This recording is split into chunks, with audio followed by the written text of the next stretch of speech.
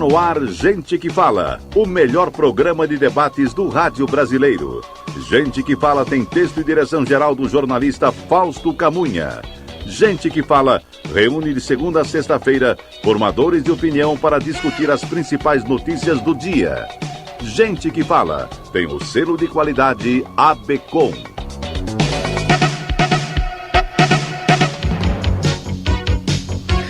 Olá, ouvinte do programa Gente que Fala, boa tarde, 12:03 agora, seja bem-vindo, eu sou o Mauro Friesman, nós estamos no ar na Rádio Trianon AM 740 de São Paulo e Rádio Universal AM 810 de Santos. Você nos assiste pelas redes sociais, no Instagram, @programa Gente que Fala e no facebook.com/programa Gente que Fala. Curta as nossas páginas, acesse o nosso blog, é o gentequefala.com.br, participe também pelos telefones, fazendo perguntas aqui aos nossos convidados hoje. Os números são 3289-3580 e 5052-5555. Apresento os nossos participantes, nossos convidados de hoje a partir de agora. Aqui à minha esquerda, para você que nos vê pelas imagens das redes sociais, o presidente do SCAL Internacional de São Paulo, Aristides de la Plata Curi, vice-presidente do Núcleo de Turismo da ADVB, que é a Associação dos Dirigentes de Vendas e Marketing do Brasil. Aristides, seja bem-vindo. Olá, Mauro, muito obrigado pelo convite ao Fausto Camunha, a toda a equipe. É um prazer estar aqui com vocês. Nós que agradecemos. Também conosco, aqui à minha esquerda, a administradora, historiadora, gestora de turismo cultural, Patrícia Servilha. Patrícia, seja bem-vinda ao Gente que Fala. Obrigada, Mauro, obrigada pelo convite, ao Fausto Camunha e toda a equipe. É muito importante poder falar aqui hoje.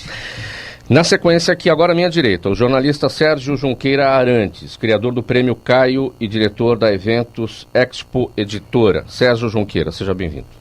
Muito obrigado, é um prazer estar aqui contigo e nesse programa é uma oportunidade da gente mostrar o que está acontecendo no turismo brasileiro. E o quarto nome da nossa bancada, fechando aqui, o advogado Dr. Stanislau Meliunas, especialista em direito de idosos e vulneráveis. Dr. Stanislau, seja bem-vindo ao Gente que Fala. Bom dia a todos, agradecer muito o convite, agradecer a honra de poder estar aqui nessa mesa tão ilustre para debater os temas aí propostos por vocês. Nós que agradecemos a equipe do programa Gente que Fala, que tem a honra aqui de recebê-los. Vamos ao primeiro tema de hoje. A Embratur desenvolveu uma nova marca para promover o turismo no Brasil, no exterior. Ela virá acompanhada do slogan Brasil, Visit and Love Us. Em português, a sigla, o slogan em inglês, que no português significa Brasil, visite e nos ame, no caso aqui, ame a nossa gente, né? Além de utilizar uma tipografia privada, sem respeitar os direitos autorais, a campanha foi duramente criticada por sua dubiedade, pois muitos leram nesse slogan um incentivo ao turismo sexual, que vem sendo duramente combatido nas últimas décadas. Patrícia, primeiro ponto para a gente abordar aqui, essa questão da tipografia privada, que houve um desrespeito aos direitos autorais nessa campanha. O que é esse desrespeito aqui? Bom, as tipografias, elas são mundialmente registradas pelos seus autores. E cada pessoa que queira utilizar, eu posso utilizar na minha casa, no PowerPoint, na escola, mas não pode ser usada comercialmente. Não pode ser usada por uma empresa, por um CNPJ. E o que eles fizeram foi entrar na internet e pegar uma tipografia qualquer que a pessoa que desenhou achou bonita, achou interessante e utilizou essa tipografia. Isso é proibido. Quando você diz eles, a Embratur.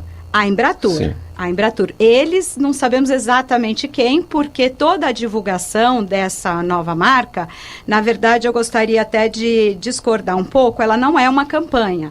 O que eles fizeram apenas foi divulgar uma nova marca, sem conceito, sem estar atrelada a mensagens, a questão do produto turístico, a questão dos mercados aonde isso será promovido. Entrando além da tipografia, tem uma questão que Brasil é o nosso nome, é com S. Né? Não é com Z. Ninguém sai do país, vai morar em outro lugar, a não ser que tenha vergonha do seu nome. Aí troca de nome. Mas o nosso nome na marca é com S. quando for feita uma campanha, sim, é adequado escrever com Z. Voltando à tipografia, o designer dessa letra entrou em contato com a Embratur e disse que não tinha autorizado e divulgou no mundo inteiro. Então, no setor turístico, me parece que estamos já sendo um pouco desacreditados por uma mudança que deveria começar a ser considerada apenas em 2020 e uma mudança que afeta seriamente o setor privado. A promoção turística não é uma atribuição única e exclusiva de um governo ou de um estado. Ela é do setor privado também, que trabalha em conjunto. Mauro, o que é importante a gente talvez entender é que essa questão da tipografia, ela demonstra o amadorismo com que foi criada essa marca. Quer dizer, eles quiseram economizar, como disseram, para não pagar a agência. E o que vão fazer? Vão ter que pagar talvez muito mais que a agência cobraria de multa para o autor, o detentor dos direitos dessa marca. Mas o amadorismo vai mais além. A gente pesquisando marcas de centenas de países e cidades no mundo, em nenhuma delas a gente vê a bandeira do país. Porque a bandeira do país não é para ser usada comercialmente. A bandeira do país, ela nos representa institucionalmente. Nenhuma marca do mundo, praticamente, deixa de usar o nome do seu país na sua nomenclatura nativa, com exceção dos países do Oriente e da Arábia, que, lógico, se eles não fossem usar... Por uma questão... Então, com exceção... Mandarim, né? Então, de alfabeto. Isso daí, a gente demonstra todo um amadorismo. Mais grave do que isso, a marca de um país, ela não é um fim, ela é um meio. Explicando melhor, você que primeiro cria uma política de turismo. Dentro dessa política, você tem pesquisa, você tem estudos, você sabe o que o estrangeiro que quer vir para o Brasil pensa do Brasil, você sabe o que você precisa fazer para atingir esse público. Você está querendo dizer que houve uma falta de planejamento? Houve uma total falta de planejamento. E qual a razão disso aqui que você atribui? Por que começar pela marca e não por um planejamento? Porque é o que eu digo, é o amadorismo, é falta de, a pessoa, o ministro não é da área, o presidente da Embratur não é da área, então ele achou que talvez o mais fácil fosse isso. A única explicação, olha, é mais fácil, eu vou fazer uma marca, porque isso parece ser uma coisa, parece para o amador que isso é uma coisa muito fácil. Você tem a marca do sapateiro, quer dizer, uma sapataria tem marca. Agora, o Brasil é um pouco diferente do sapateiro. Eu tenho impressão aqui, Mauro, que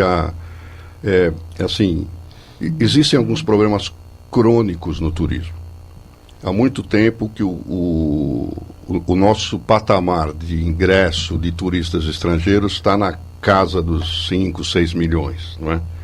Então parece que isso se dá por uma ineficiência anterior. É que alguns problemas crônicos nunca foram atacados. A impressão que nos deu é que, na intenção de querer já começar a resolver os problemas, vamos resolver o problema mais visível, que é a marca. Sim.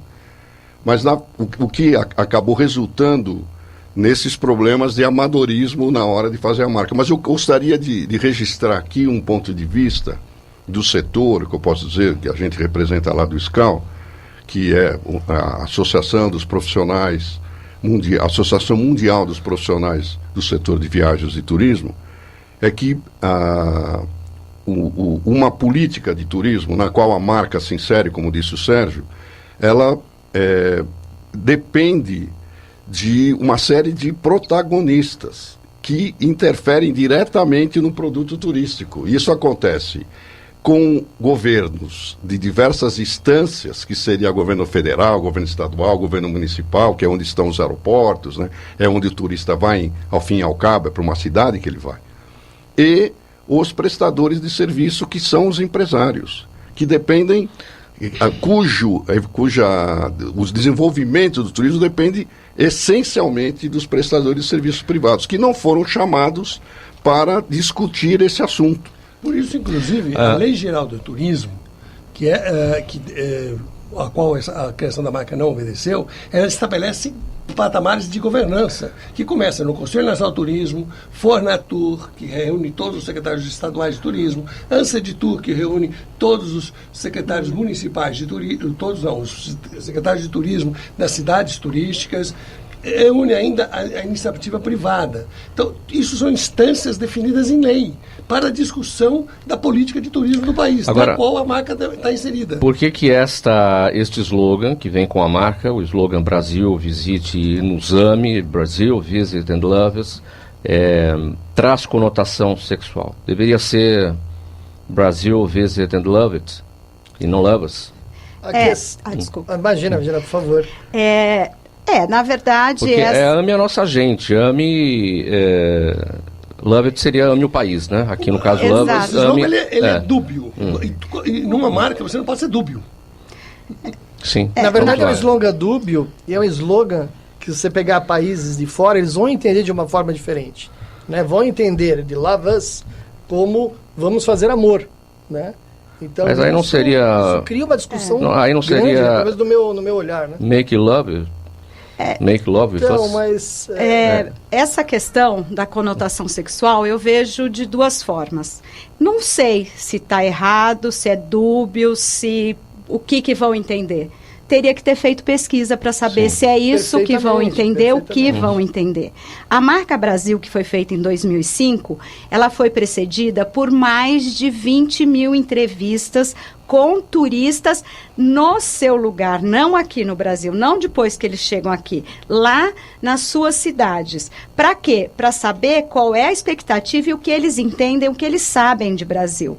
E o slogan, as cores e o slogan sensacional foi exatamente para reunir em uma palavra todo aquilo que as pessoas imaginam e gostariam de viver e de experimentar num lugar como o Brasil. E é um slogan que ele foi testado. Foram feitos testes nos mercados com operadores, agentes de viagens e turistas experientes para saber o que eles entendiam como sensacional. Sensacional é uma palavra que você pode traduzir em mais de 15 idiomas com o mesmo sentido, né? Qual seria um bom slogan aqui?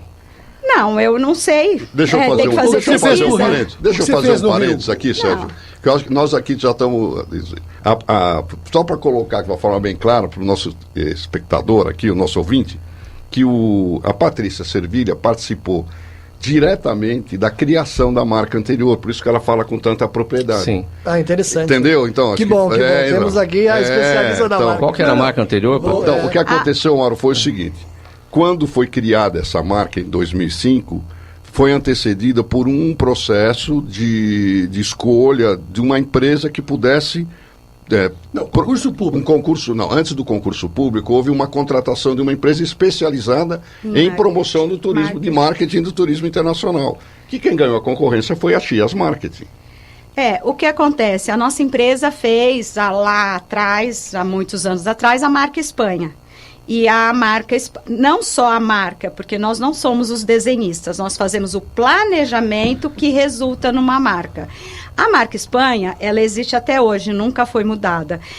A marca Brasil, essa que foi feita, ela foi feita com a base, o briefing era os resultados das pesquisas, o que as pessoas tinham de expectativa com relação ao Brasil, mas também um desenho, que é um desenho do Burle Marx, que é o desenho que ele fez para o jardim do edifício Capanema, no Rio de Janeiro, que é projeto do arquiteto francês, Le Corbusier, e com o Niemeyer, e com a flora, toda a botânica brasileira. Inclusive patrimônio da humanidade. Exatamente. Então, teve toda uma base na cultura brasileira.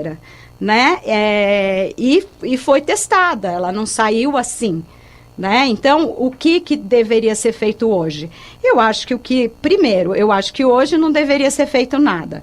O planejamento dessa marca, os licenciamentos para operadores e empresas, nós temos empresas licenciadas para usar essa marca no mundo inteiro para produzir produtos desde camiseta, canga, cachaça para exportação do Brasil. Alpargatas. E essa... Ou seja, existe uma organização, então. Existe, obviamente que existe. E esse licenciamento, ele foi planejado até 2020. Falta um ano.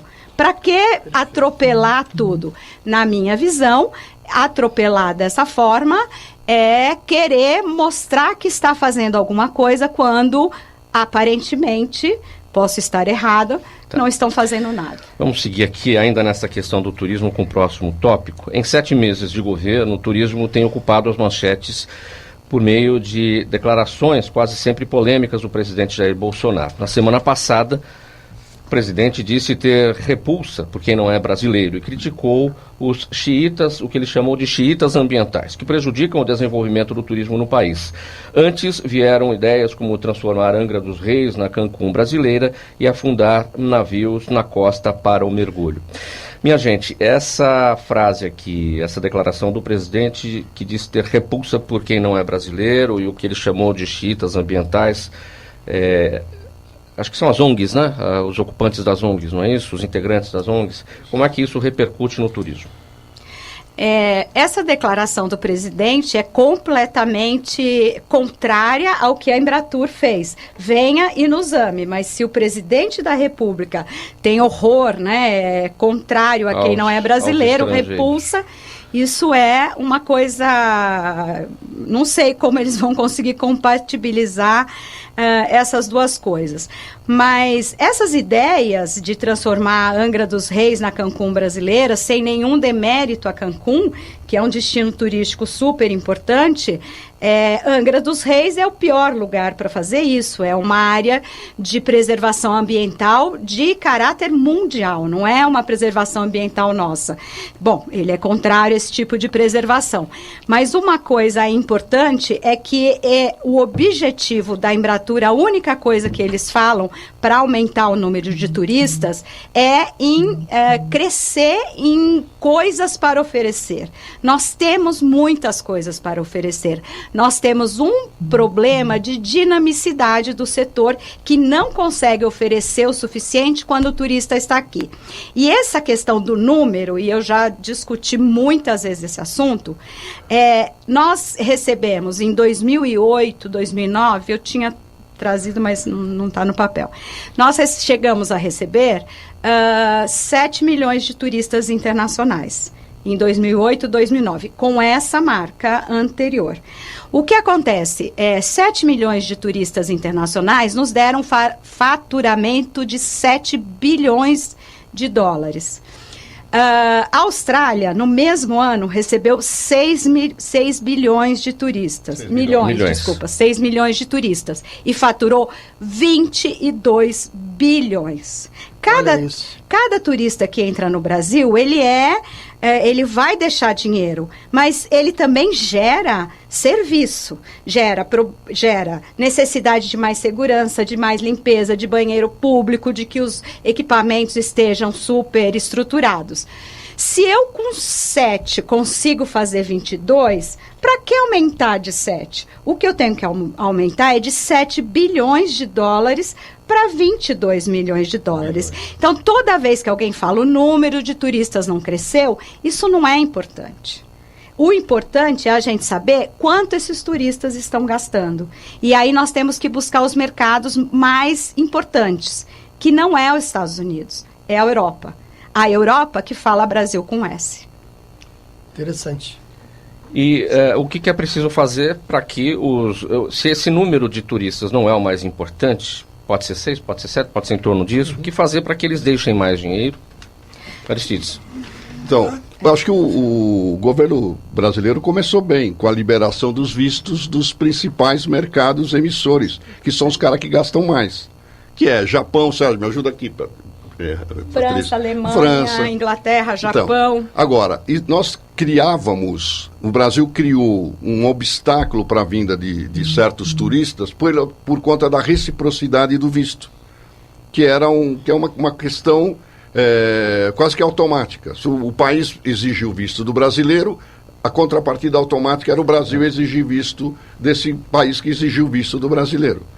Isso não era uma solução inteligente. Há muitos anos o Brasil, o setor de turismo brasileiro tentava reverter essa situação. Quer dizer, nós temos que pensar no povo brasileiro e não na diplomacia. O que vem primeiro é o povo brasileiro. Na medida que você facilita a vinda de alguns países que são cujos turistas são super disputados no mundo inteiro, independente daquele país pedir um visto para brasileiro ir para lá. E isso aconteceu. O governo brasileiro liberou esses vistos. Isso já é um começo para que a gente possa ter um público que gasta mais e que consiga fazer essa equação. Agora, essa questão dos vistos está inserida nesse plano a que a Patrícia a que ela se referiu. Que dentro daquele plano da marca, a questão dos vistos sempre foi muito debatida. Sérgio. O que nós temos, o que a gente for observar, o Brasil é o primeiro país em recursos. Existe o Davos, o Fórum Mundial, ele faz uma pesquisa no mundo todo sobre pontos fracos e pontos altos de performance de cada país.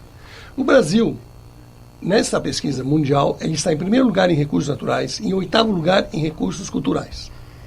Mas na média geral de todos os seus atributos, ele está em 27º. Por quê? Porque ele está, na qualidade das rodovias, em 109º lugar. Na priorização governamental para a indústria de viagens e turismo, 126. A infraestrutura joga o Brasil lá embaixo nessa práticas trabalhistas, que agora melhorou um pouco. Práticas trabalhistas, talvez vai melhorar o nosso índice depois dessa reforma. Mas estava no 33º lugar. Facilidade de contratação de mão de obra estrangeira, 122º lugar. Tudo isso pesa para prejudicar. Porque você não pode contratar mão de obra estrangeira, por exemplo, para poder um hotel e para melhorar, às vezes, um hotel. Agora, a gente tem coisas positivas dentro nesse mesmo índice de Davos. Na parte de saúde, estamos em 60º lugar. A parte de TI, 63º lugar. Infraestrutura de serviços turísticos, em 39º lugar. A gente criticou muito, por exemplo, a questão da Copa ali, mas os indicadores anteriores à Copa e à Olimpíada, o Brasil estava na rabeira na área de aeroportos e estádios. Hoje, o Brasil está entre os 5 melhores do mundo em aeroportos e estádios, o que melhora a nossa possibilidade de trabalhar. Então, o que nós temos é que melhorar. O que o governo tem que fazer? Vai arrumar estrada, vai arrumar portos, vai arrumar a infraestrutura, porque o resto a iniciativa privada faz. Quem faz o turismo não é o governo, é a iniciativa privada. Stanislau, o resumo da ópera aqui não estamos preparados. Não adianta você chamar o turista e não temos a infraestrutura para receber. Então, eu queria até dar uma colaboração minha, né? Até porque eu gosto da área aeronáutica. A questão do custo de voar Brasil, né? Como é que vocês veem isso agora, essa possibilidade de novas companhias estrangeiras entrarem no Brasil e tentarem baratear a tarifa aérea, que eu imagino que isso seja também um entrave, né? Não só para o turismo interno, mas também para o turismo externo, né? O custo de você voar Brasil. O custo Brasil, ele é alto, né? Nós temos, assim, o produto turístico nacional, com também a subida do dólar e do euro, ele é alto para um turista internacional. Por isso, não adianta investir em mercados que não têm poder aquisitivo, né? Mercados que não se dispõem a pagar caro por alguma coisa. E esse investir em mercados, em divulgação do país, é o papel do governo, assim como melhorar a infraestrutura. Mas também essa incerteza com relação às regras para investidores estrangeiros, agora que nós temos repulsa, né? Nós temos um líder que tem repulsa por quem não é brasileiro. Nós precisamos de investidores internacionais e precisamos de mais companhias aéreas, especialmente as pequenas, que se dispõem a voar no interior do país. Porque o nosso país é muito grande. As pessoas falam, um voo Lisboa-Madrid é super barato. Ok, mas faz um voo São Paulo-Manaus. A ponte aérea São Paulo-Rio de Janeiro, o custo hoje dela é impressionante. Nós temos brasileiros que trabalham muito e empresários brasileiros que fazem muita coisa. Mas, por exemplo, o maior investimento unitário em um hotel no Brasil está sendo feito por um francês aqui em São Paulo para construir a cidade de Matarazzo. É mais de $1 bilhão que esse francês está investindo. Para a gente encerrar esse tópico aqui, Aristides, dá para a gente afirmar que o que segura o turismo é o turismo de negócios, que está ancorado especialmente em São Paulo. Então, se não fosse o turismo de negócios... Não é uma verdade absoluta isso, não é a verdade. A Copa do Mundo mostrou que o Brasil tem um potencial muito grande e realiza muitas viagens internacionais com base nos eventos que acontecem aqui.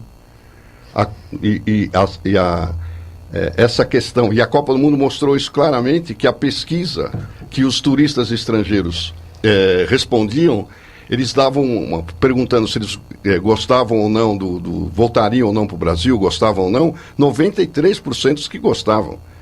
Só que 3% disse que não voltaria para o Brasil.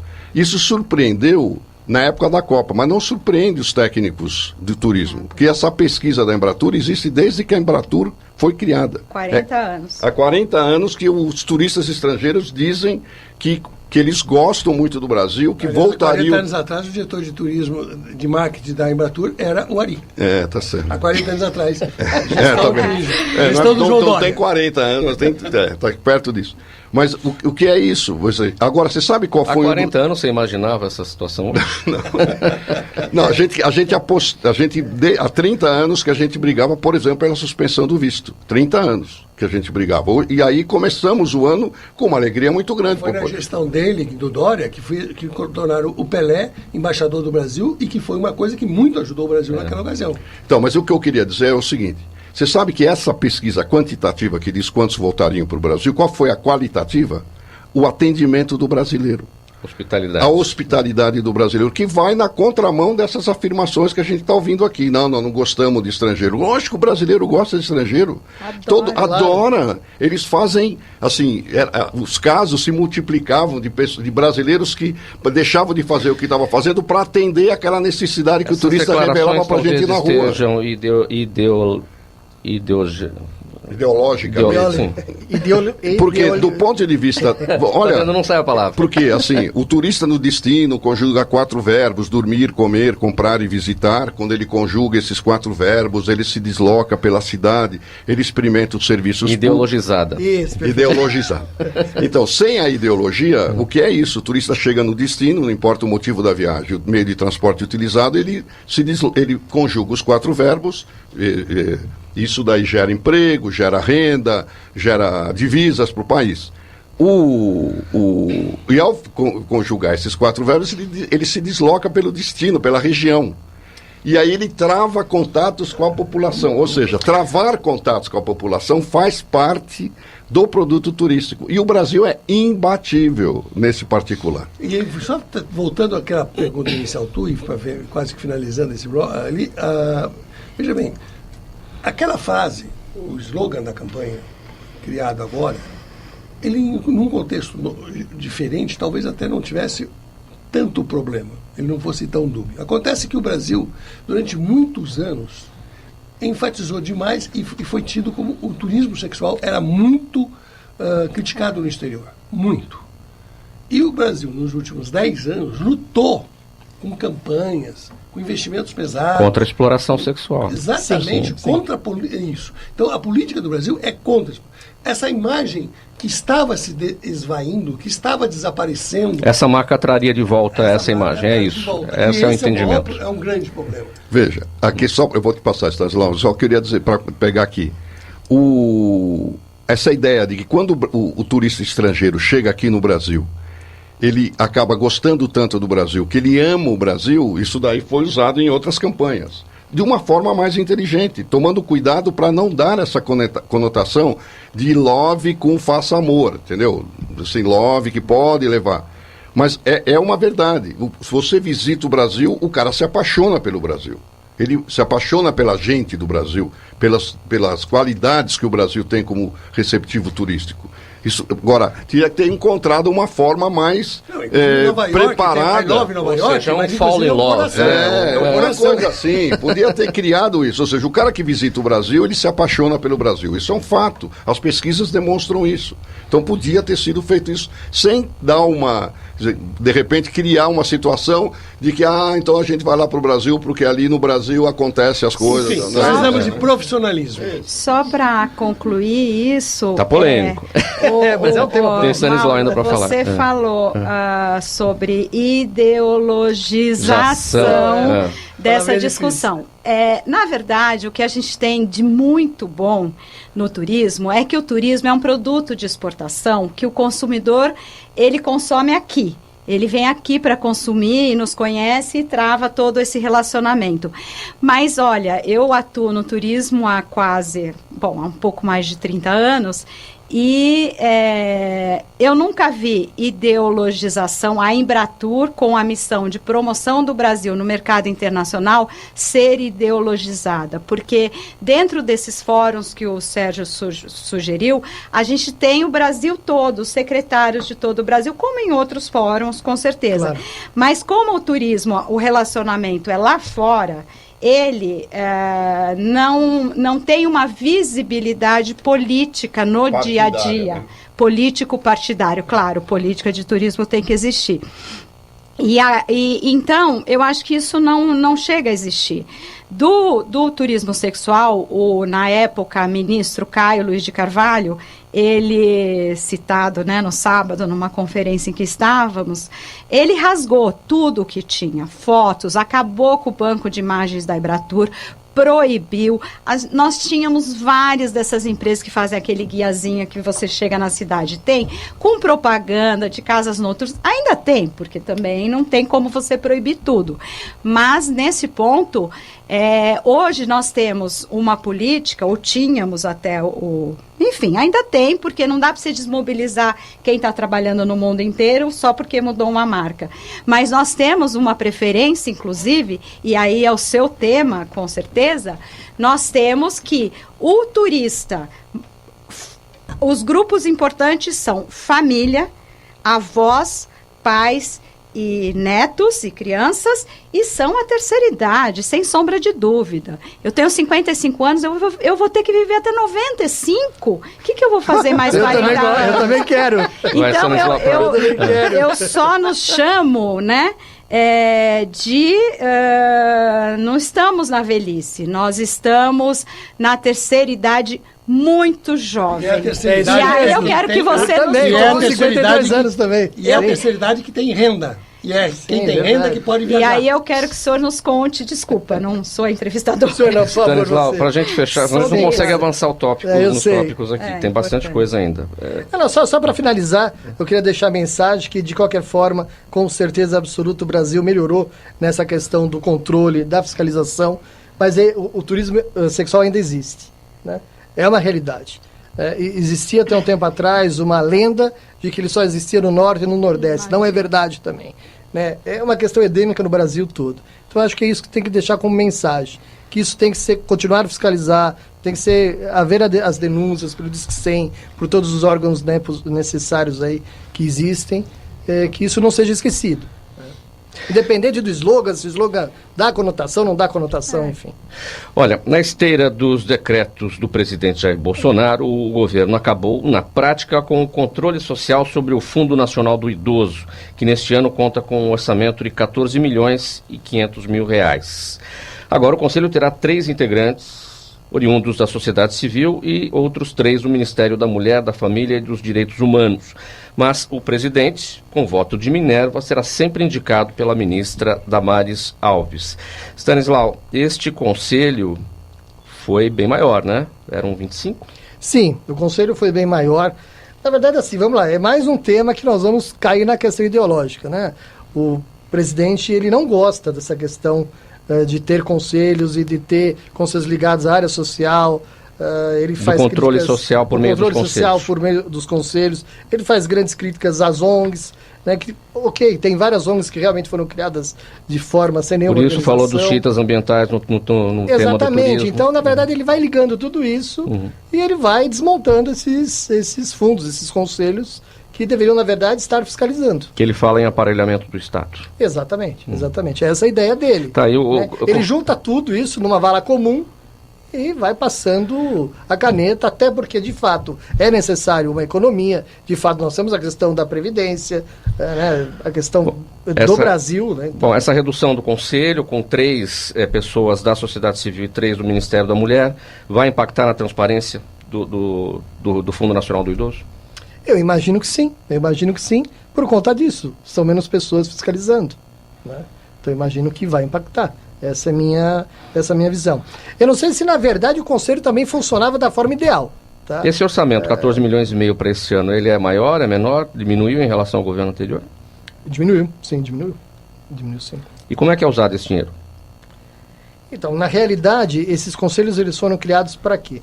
Para que as pessoas jurídicas e as pessoas físicas pudessem, por conta de doações, colocar um dinheiro nesse fundo para que esse fundo pudesse ser distribuído nos estados e nos municípios para criar políticas para os idosos.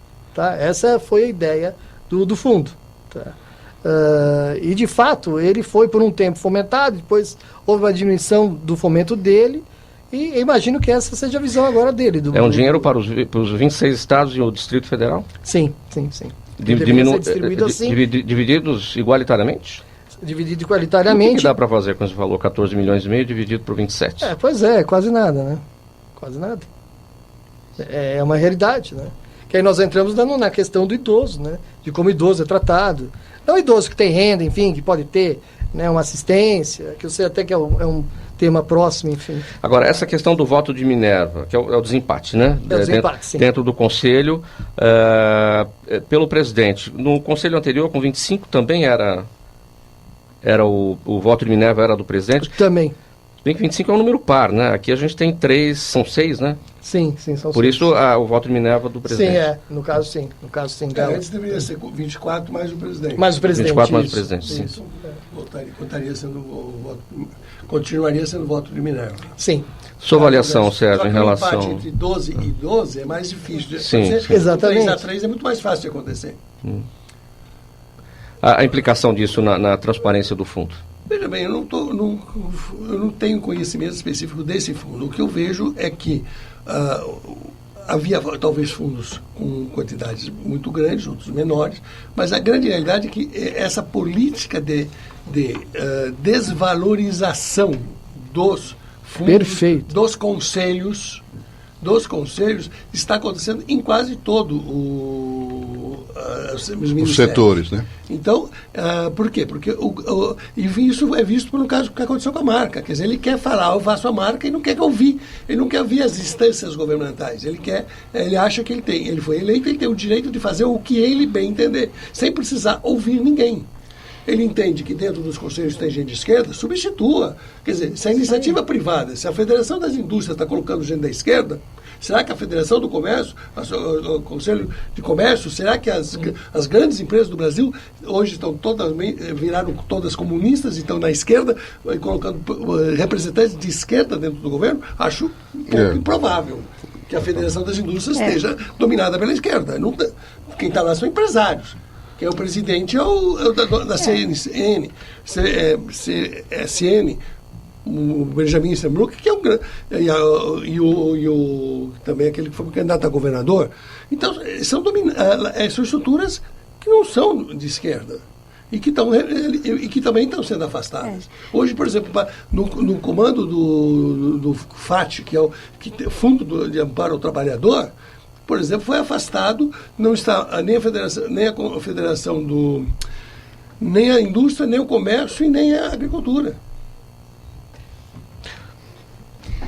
Eu vejo que, eu acho que o governo é a nossa liderança, nós elegemos, goste, não goste, tenha votado ou não, nós temos que respeitar.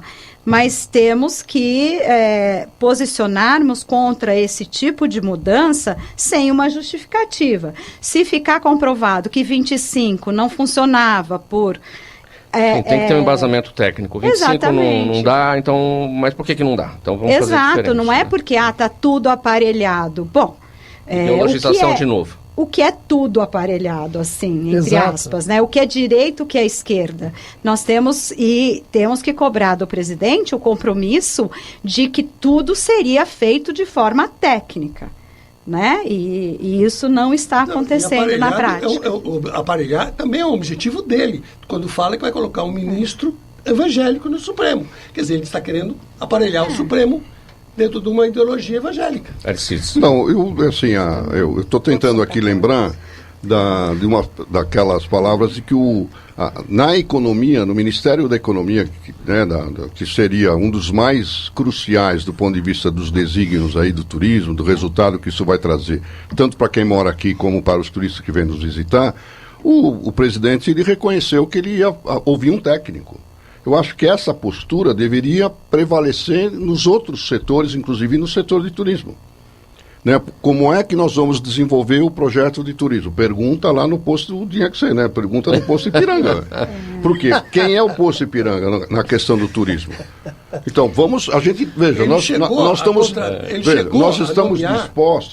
estamos dispostos, e aqui eu falo isso pela associação que eu represento, mas todos os outros empresários que estão participando de uma forma direta da questão do turismo estariam dispostos a oferecer a sua contribuição, embora para ser o posto Ipiranga. Então, vai lá perguntar para o pessoal, que o pessoal sabe como é que tem que fazer. Doutor Stanislau, só daqui do que o senhor falou, 14,5 milhões esse ano para distribuir em 27 estados. Como foi nos outros anos? Esse número era maior ou não? Ele era um pouco maior, mas é isso que eu digo, isso que eu gostaria de deixar também como mensagem. Eu acho que a discussão se é mais gente ou menos gente que faz parte dos conselhos, eu acho que é a menor discussão. A maior discussão é para que servem os conselhos, para que servem esses fundos? Será que realmente eles estão surtindo algo? Eu acho que a discussão deveria ser maior na sociedade. Né? Isso não está acontecendo. Se a questão é dinheiro, pagar os conselheiros, então que se faça um conselho com voluntários. Então nós vamos lá discutir, representamos a sociedade civil. Eu sei que não é tema aqui também, mas se você pegar, por exemplo, os conselhos tutelares, né, que é um pouco a minha área, também são conselhos que também com muitos problemas, né? Ou seja, que tentam fazer um trabalho, mas também não tem gente, que não tem verba. Ou seja, então eu acho que é uma discussão que deveria ser muito maior. Bom, vamos lá, mais um tema. A situação econômica e a crise não favorecem uma velhice com tranquilidade e estabilidade financeira. Mas uma coisa que muita gente não sabe é que, de acordo com o Estatuto do Idoso, em casos de necessidade, os filhos são obrigados a pagar pensão alimentícia aos pais na velhice. Ainda segundo a lei, a obrigação pode ser também estendida ao plano de saúde do idoso em questão. Doutor Stanislau, realmente muita gente não sabe disso, né? Muita gente não sabe, né? Inclusive eu. Vou falar com as minhas filhas agora, Marcela e Priscila, eu sei que vocês estão me ouvindo. Viu? Cuida do papai aqui. A minha filha tem 23 anos ainda. Ninguém ouviu o Aristides pedir, hein? Ninguém. Vamos lá. Mas assim, é muito simples até o raciocínio, né? Fora o Estatuto do Idoso, mas tanto o Código Civil como também a questão do direito de família, ele pressupõe que os familiares têm o dever e têm o direito a, se for necessário, prestarem alimentos, né? Prestarem ajuda. Tá? O que é mais comum, evidentemente, né? Você vê num divórcio, uma separação, quem não fica com a guarda dos filhos tem que pagar alimentos para os filhos, ou mesmo para a esposa. Tem agora ao contrário também, tem esposas pagando para os maridos também, isso tem acontecido. Agora, o idoso tem que entrar na justiça, tem que pedir essa pensão para os filhos? Sim, como na verdade um filho pediria também para o pai, sim. Claro, respeitando sempre o binômio necessidade e possibilidade. Ou seja, o idoso realmente necessita desse auxílio? Isso vale para o plano de saúde também. aí ele estende também para o plano de saúde. E a outra, se o filho tem condições de auxiliar. Você tem conhecimentos de casos na justiça? Sim, tenho sim. E são mais comuns do que você pode imaginar. Tá? São mais comuns.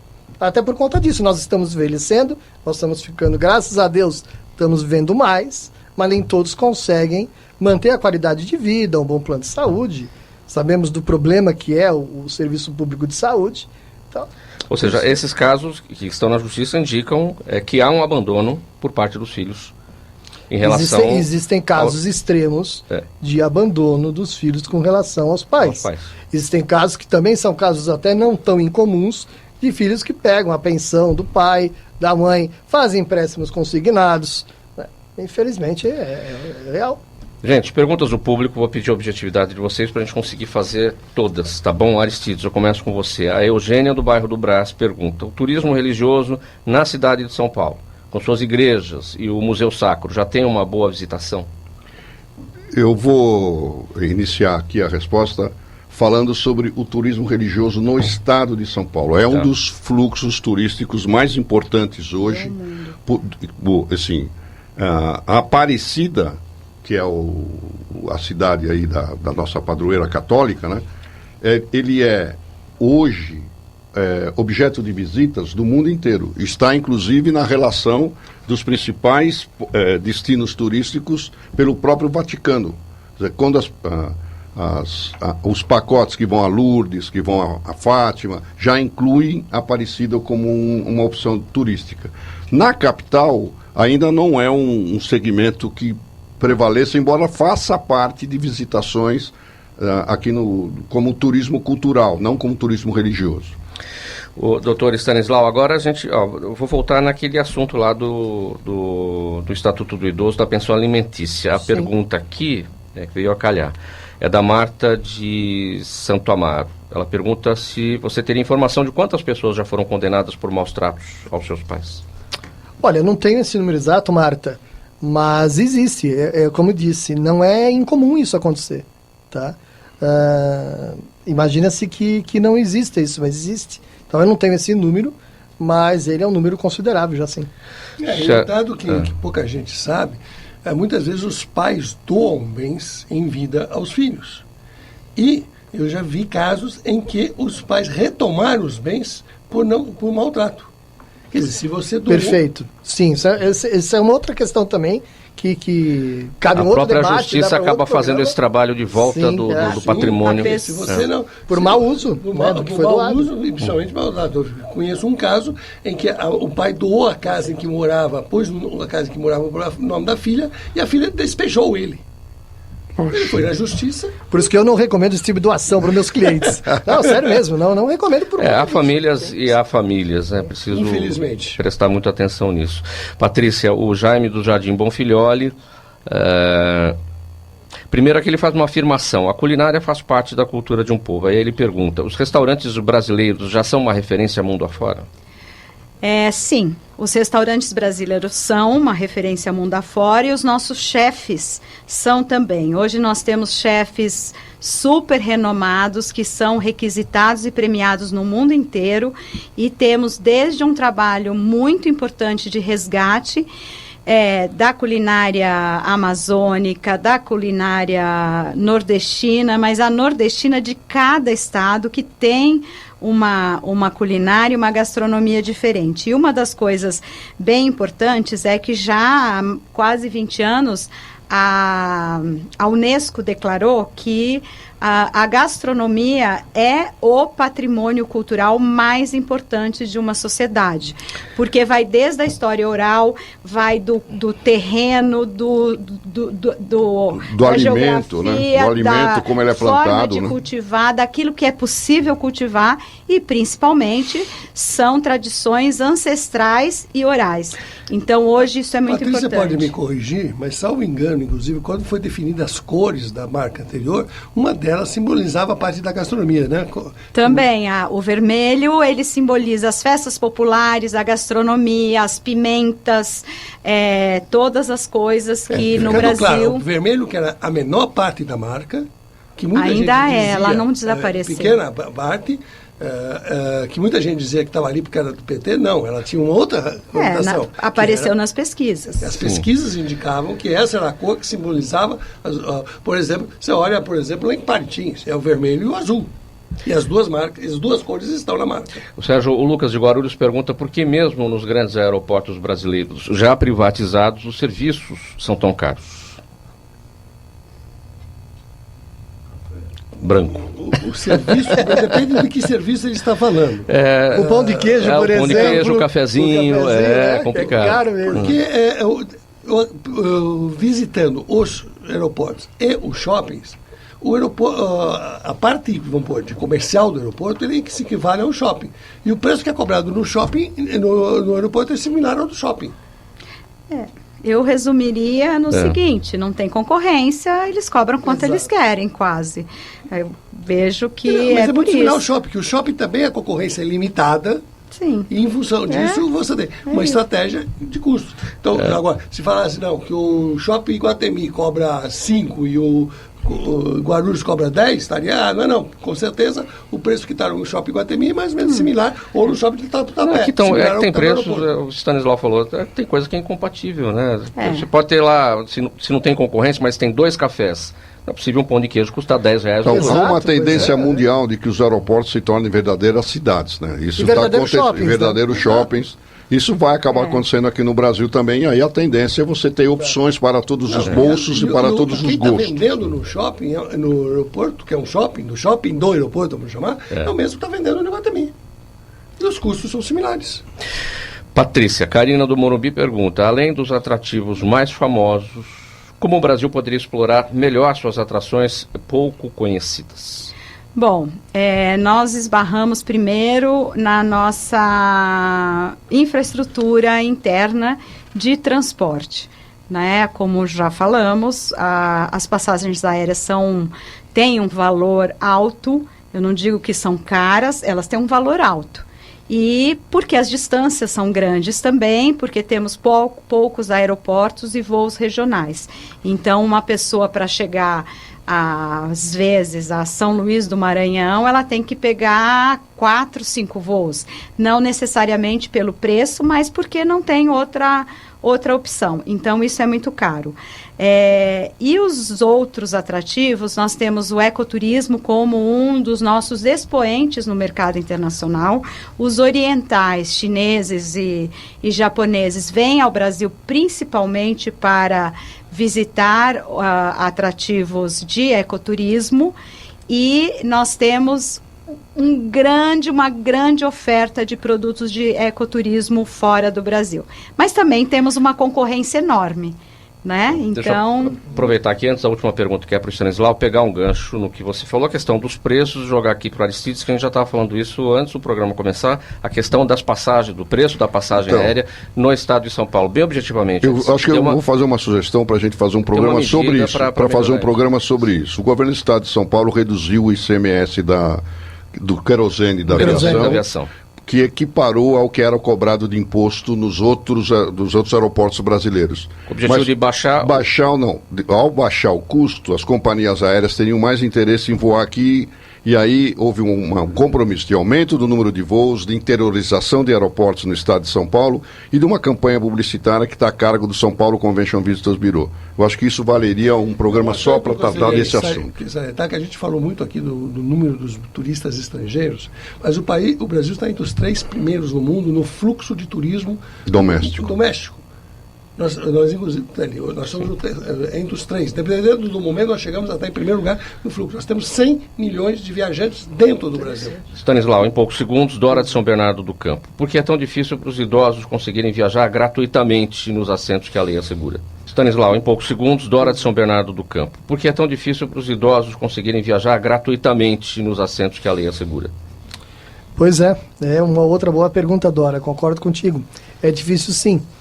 A lei assegura sim esse direito, deveria ter a reserva desses assentos, mas na prática isso não acontece, né? E é mais um motivo que muitos idosos acabam buscando a justiça para poder ter, não esse direito garantido, porque muitas vezes a viagem já foi, mas tem um ressarcimento, por conta disso. Tem que procurar justiça. Não sendo respeitado o direito, não tem outro caminho. Infelizmente, não. Gente, um agradecimento da equipe do programa Gente que Fala a todos vocês hoje, o Aristides de la Plata Cury, Patrícia Servilha, o jornalista Sérgio Junqueira Arantes, o advogado Dr. Stanislau Meliunas. Na mesa de som, o Cléo Rodrigues, apresentação minha, Mauro Frisman, pauta e redação Pedro Schiavon, diretora de produção Zenilda Salvato, direção-geral do jornalista Fausto Camunha. Do outro lado do programa Gente que Fala, você, ouvinte, que é a razão da nossa presença aqui. Fique agora com o programa Caio Sorriso Show e até amanhã.